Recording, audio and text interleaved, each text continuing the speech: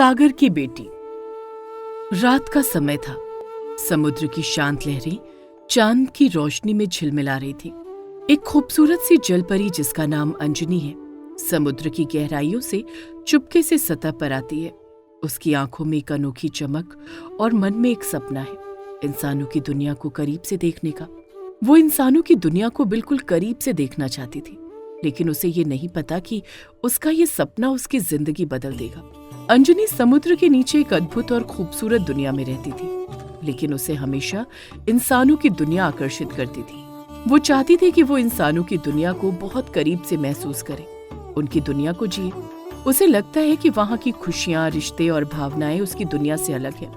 वो अक्सर चुपचाप सतह पर आकर इंसानों की दुनिया को देखती है और देखकर बहुत खुश होती। हाय, कितनी अच्छी दुनिया है इंसानों की। कब मेरी ये इच्छा पूरी होगी? कब मैं इंसानों की दुनिया में जा पाऊंगी और उनकी तरह जी पाऊंगी?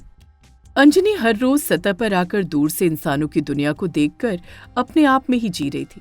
उसे नहीं पता था कि सच में बहुत जल्द उसकी ये इच्छा पूरी होने वाली है। ये समुद्र अपने आप में बेहद खूबसूरत था। इस समुद्र के किनारे सैलानियों की बहुत हलचल रहती थी। शहर की भागदौड़ और तनाव से मुक्ति के लिए लोग यहाँ पर अक्सर अपना मन बहलाने के लिए और घूमने के लिए आते थे। यहाँ केवल लहरों की गूंज और पशु पक्षियों की आवाजें ही सुनाई देती हैं, जो लोगों के मन को एक शांति प्रदान करती हैं। वहीं समुद्र में अलग अलग प्रकार के जीव रहते हैं, जिनमें बहुत से जीवों में सबसे खूबसूरत जीव इच्छाधारी जलपरियां थी, और उन्हीं जलपरियों में से सबसे ज्यादा खूबसूरत अंजनी थी। समुद्र के किनारे पर अक्सर सैलानियों की भीड़ लगी रहती है। तभी एक दिन की बात है, एक गरीब महिला जो समुद्र के किनारे ही सैलानियों के लिए बनाए गए होटल में झाड़ू पोछे का काम करती थी, उसका बच्चा समुद्र के किनारे खेलते खेलते पानी में गिर जाता है। जब उसकी माँ को पता चलता है तो वो बहुत रोती है, चीखती है, मदद के लिए पुकारती है। अरे बचाओ, बचाओ मेरे बच्चे को, कोई तो बचाओ, वो समुद्र में गिर गया है। सब लोग खड़े खड़े बस तमाशा ही देख रहे थे। किसी की हिम्मत ना हुई कि समुद्र में कूदकर उस औरत के बच्चे को बचा पाए। उस समय अंजनी भी समुद्र की सतह पर थी। वो ये नजारा अपनी आंखों से देख रही थी। कैसे लोग हैं, कोई भी इस बेचारी गरीब औरत की मदद नहीं कर रहा है।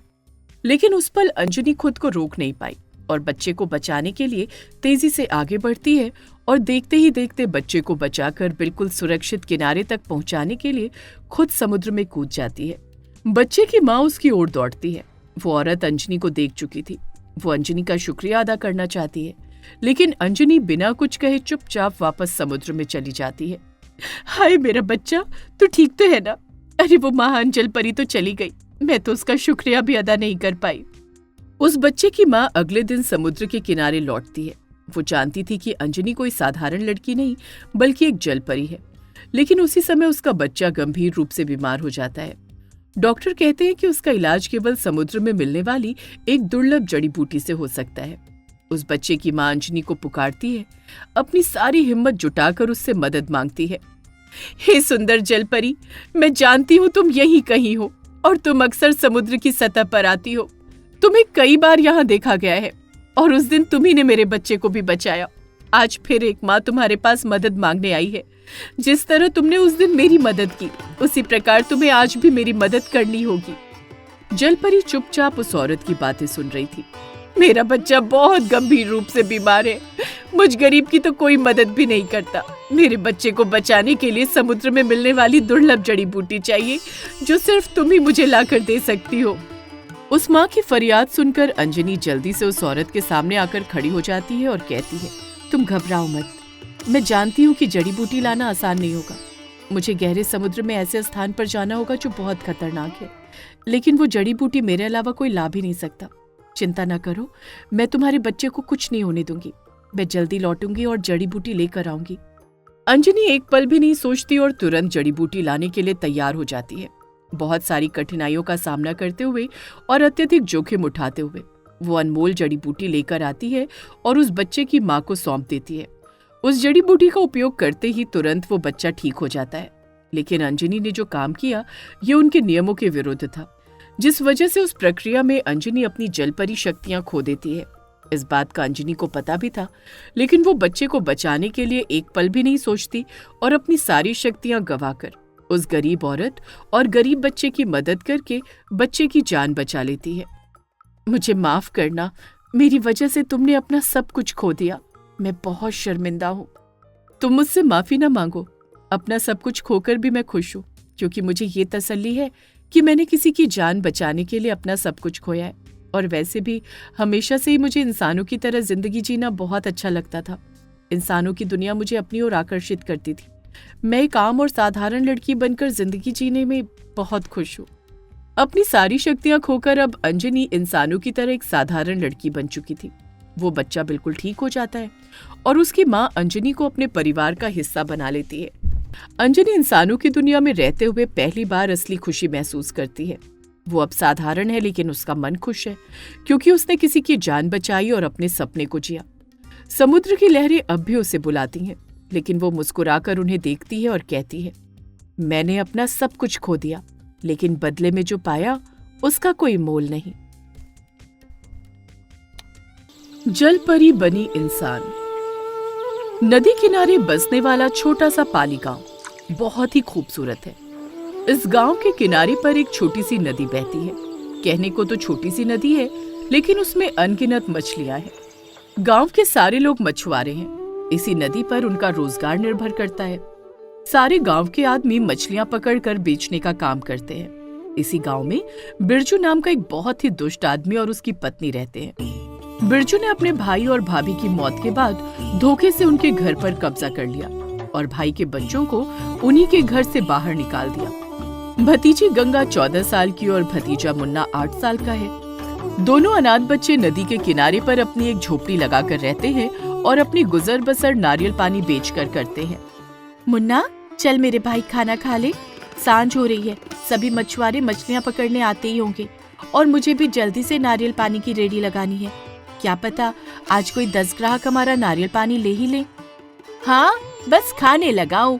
पहले देख तो लो दीदी, आज मैंने और 4 रुपए अपनी गुल्लक में डाल दिए। देखना, जब मेरी गुल्लक भर जाएगी तो फिर हम अपना बड़ा सा घर खरीदेंगे और उसमें रहने लगेंगे।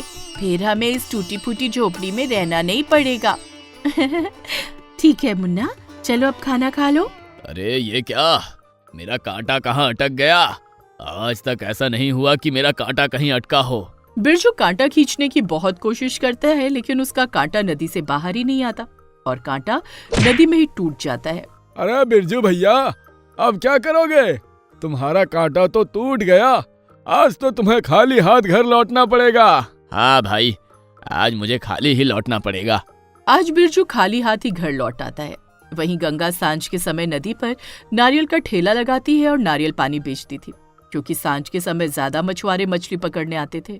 उनमें से थोड़े बहुत मछुआरे नारियल पानी ले ही लेते थे, जिससे गंगा और उसके भाई का घर खर्च चल रहा था। उसी दिन की बात है, शाम होने वाली थी। सारे मछुआरे मछली पकड़कर अपने अपने घर चले गए थे। गंगा भी अपना ठेला बंद कर रही थी कि तभी मुन्ना की बॉल उसके हाथ से गिर जाती है। बॉल लुढ़कते लुढ़कते नदी के किनारे आ जाती है। जब मुन्ना बॉल के पीछे आता है तो वो देखता है कि एक बड़ी सी मछली जख्मी हालत में पड़ी है, जिसकी पूंछ में कांटा लग गया है। कांटा गहरा चुभने की वजह से वो पानी में तैर नहीं पा रही थी। वो बहुत जख्मी, खून से लथपथ थी। जब मुन्ना देखता है कि वो आधी औरत और आधी मछली है तो वो देखकर हैरान रह जाता है। घबराकर वो अपनी बहन को बुलाता है। अरे, देखने से तो पता चलता है कि एक जल परी है, लेकिन बेचारी ये तो बहुत जख्मी है। मालूम पड़ता है किसी मछुआरे ने इस पर अपना तेज धारदार कांटा फेंका है और वो कांटा इसकी पूंछ में बुरी तरह चुभ गया है, इसीलिए बेचारी इतनी जख्मी है।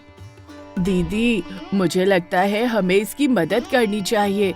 ये बेचारी कितनी घायल अवस्था में पड़ी है। हमें इसका कांटा निकालकर इसके जख्मों पर मरहम पट्टी करनी चाहिए। मुन्ना और गंगा जलपरी को मरहम पट्टी के लिए जैसे तैसे घसीटकर अपनी झोपड़ी में ले जाते हैं और बड़ी मुश्किल से जलपरी की पूंछ से वो कांटा निकालते हैं। उसके बाद उसकी मरहम पट्टी कर देते हैं। तभी थोड़ी देर में जलपरी को होश भी आ जाता है। वो गंगा और मुन्ना की सेवा से बहुत प्रसन्न होती है। चल मुन्ना, अब खाना खा ले। इस जलपरी की मरहम पट्टी हो गई है, अब ये धीरे धीरे ठीक होने लगेगी।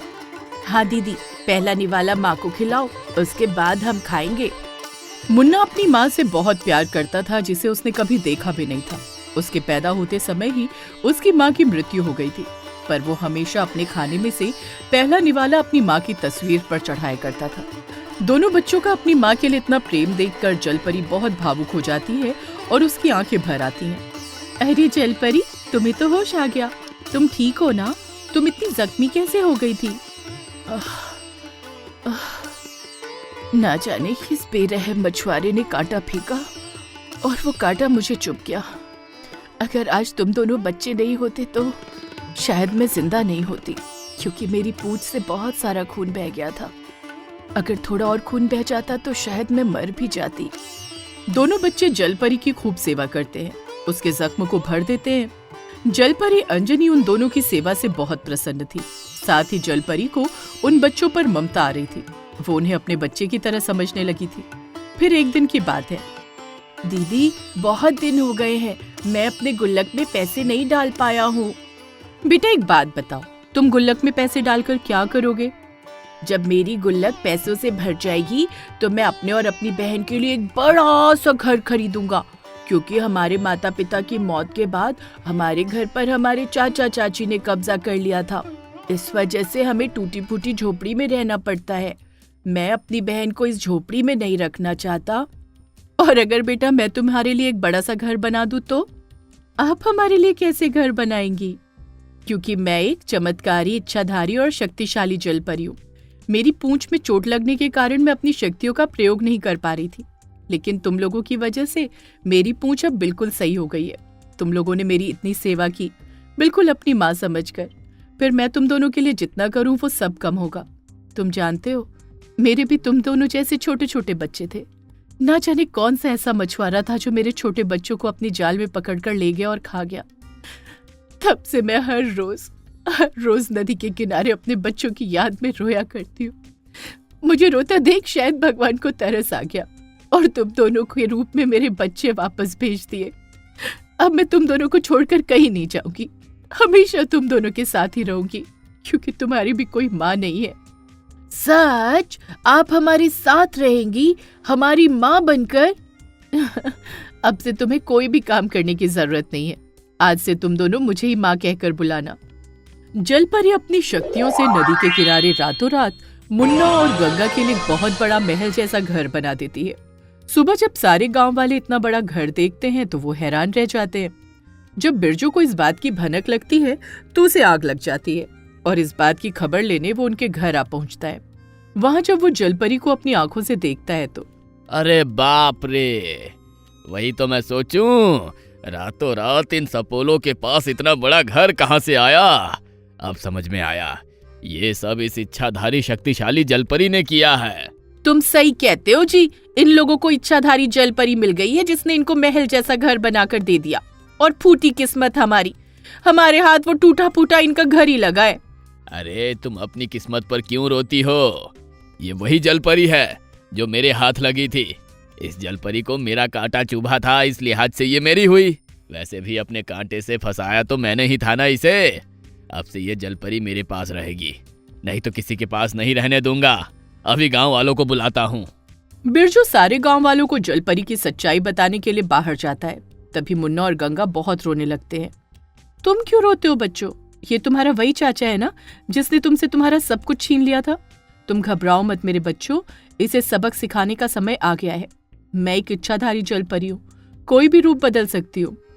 बिरजू और उसकी पत्नी जब सारे गांव वालों को जलपरी के बारे में बताते हैं और सारे गांव वाले घर के अंदर आकर जलपरी का सच जानने की कोशिश करते हैं तो वहां उन्हें कोई जलपरी नहीं मिलती है।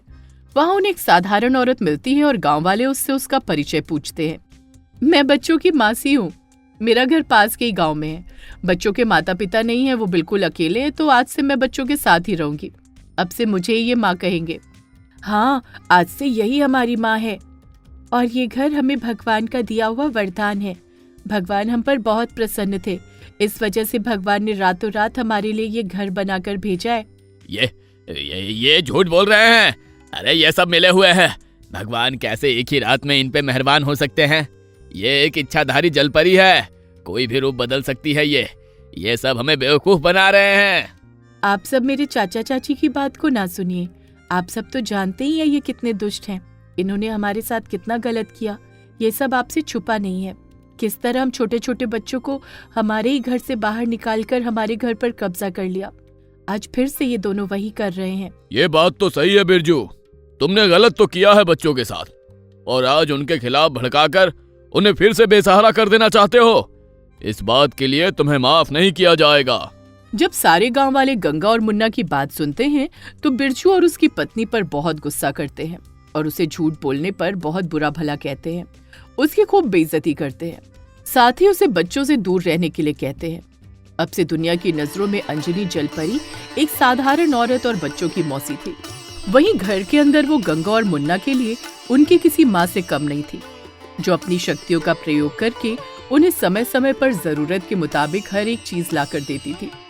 यदि आप ऐसी कहानियां और देखना चाहते हैं तो हमारे चैनल को सब्सक्राइब करें और बेल आइकन पर क्लिक करें ताकि हमारी सारी नई वीडियोस आप सबसे पहले देख सकें।